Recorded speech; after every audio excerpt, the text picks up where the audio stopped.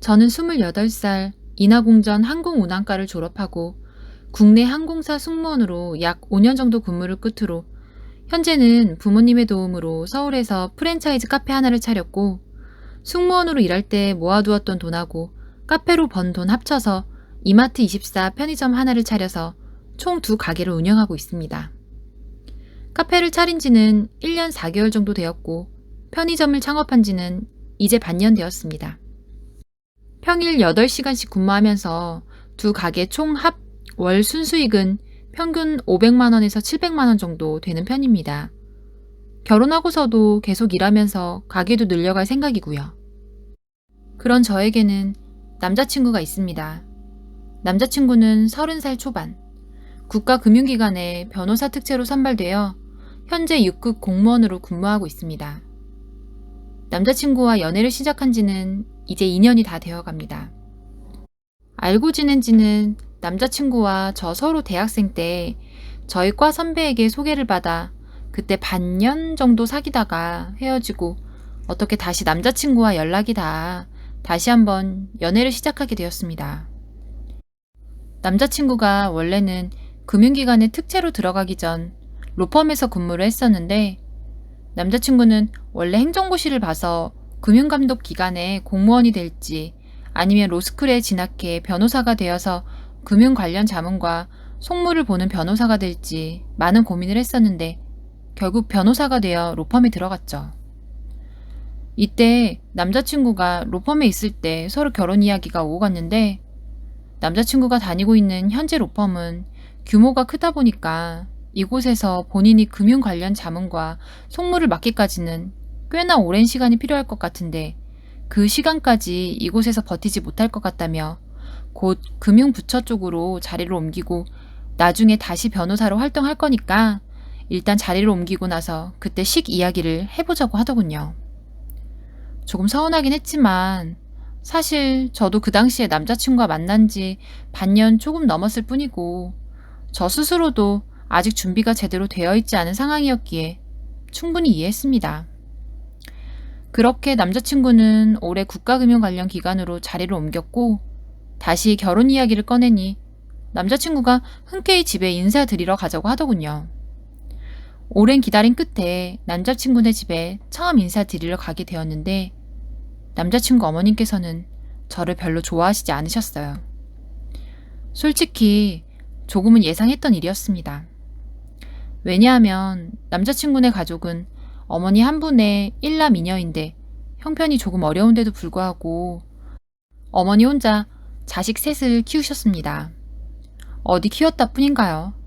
딸 하나는 의사, 또 하나는 명문대 졸업한 유명 학원 강사, 아들은 변호사가 되었으니 어머니께서 전문대를 졸업한 저를 보는 시선이 좋지 않으실 거라 당연히 예상했었죠. 하지만 저는 기죽지 않았습니다. 저희 집이 부유하진 않지만 제가 외동딸이기에 부모님께서 저에게 지원을 잘해주시는 편이세요. 결혼할 때도 부모님께서 약 2억, 3억 정도의 자금을 도와주시기로 하셨고 저 스스로의 수입 또한 괜찮다고 생각하니까요. 이러한 상황에서 내가 남자친구 어머니께 조금 더 좋은 모습을 보여드리면 될 줄 알았습니다.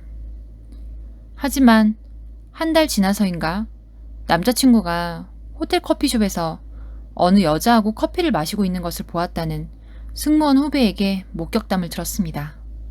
대화 분위기, 옷차림을 보았을 때 선보는 분위기 같다고 하더라고요. 후배에게는 일부러 알고 있다는 듯 태연하게 선이 아니라 그냥 업무적으로 볼일 보고 있는 중이라고 둘러댔었고 후배가 본 이 사실을 남자친구에게 물어봤습니다. 애매하게 물어보지 않고 그냥 다 알고 있다는 듯이 왜 선을 보았냐고 물어봤습니다. 남자친구는 이렇게 말하더라고요. 과장님께서 선 한번 보라 했다고. 여자친구 있다고 거절했는데 과장님이 여자친구 없는 줄 알고 이미 약속 다 잡아놓았다고. 이미 약속 잡은 거 그냥 예의상으로 한번 나가달라고 했다는 겁니다.